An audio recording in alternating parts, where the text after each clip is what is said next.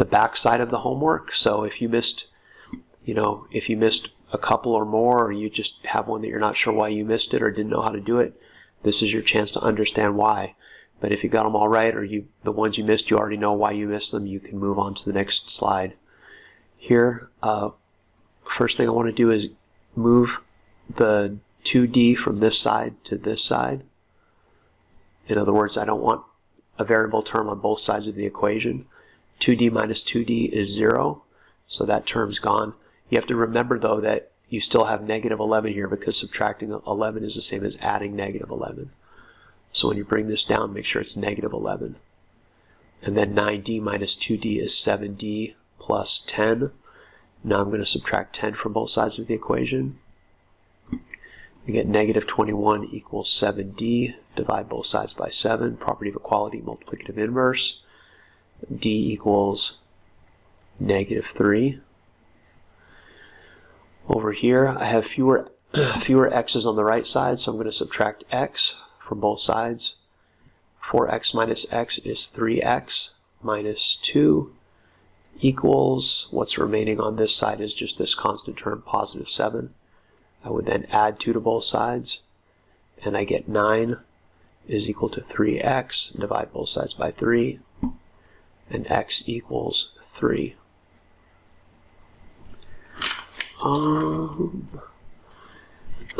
Subtract 7y from both sides. 8y minus 7y is 1y, or just y, plus 5 equals 6. Subtract 5 from both sides, and you get y equals 1. I have fewer b's on the right side, so let me subtract b from both sides. I get 9 plus 7b is equal to positive 23. Then I subtract 9 from both sides, and I get 14 is equal to 7b. Divide both sides by 7, and b equals positive 2. I realize I'm not taking the time to substitute these back in, but I know you know that we should do that if we want to be thorough. I'm subtracting n from both sides. 3n minus n is 2n. So I have negative 8 plus 2n on the left side, and on the right side I just have 2. I'm going to add 8 to get rid of negative 8, to get rid of that constant term, because adding opposites gives you a sum of 0. Add 8 to the other side, property of equality, and I get 2n equals 10.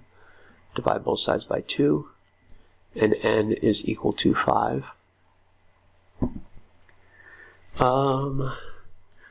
Fewer y's here, so subtract 2 y's from both sides.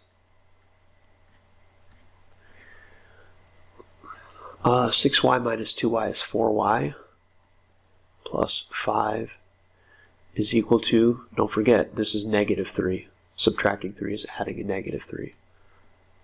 And then I subtract 5 from both sides. Negative 3 minus 5 is negative 3 plus negative 5, so negative 8 equals 4y. Divide both sides by 4, and y is negative 2.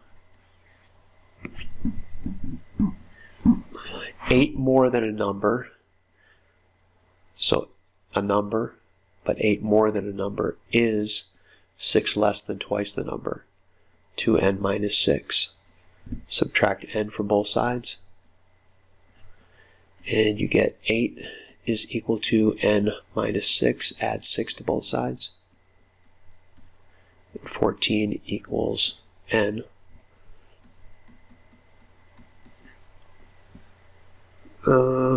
Two less than 4 times a number. So here's 4 times a number, and here's 2 less than 4 times a number is 10 minus twice the number. So here it's 10 minus twice the number. I'm going to add 2n to both sides.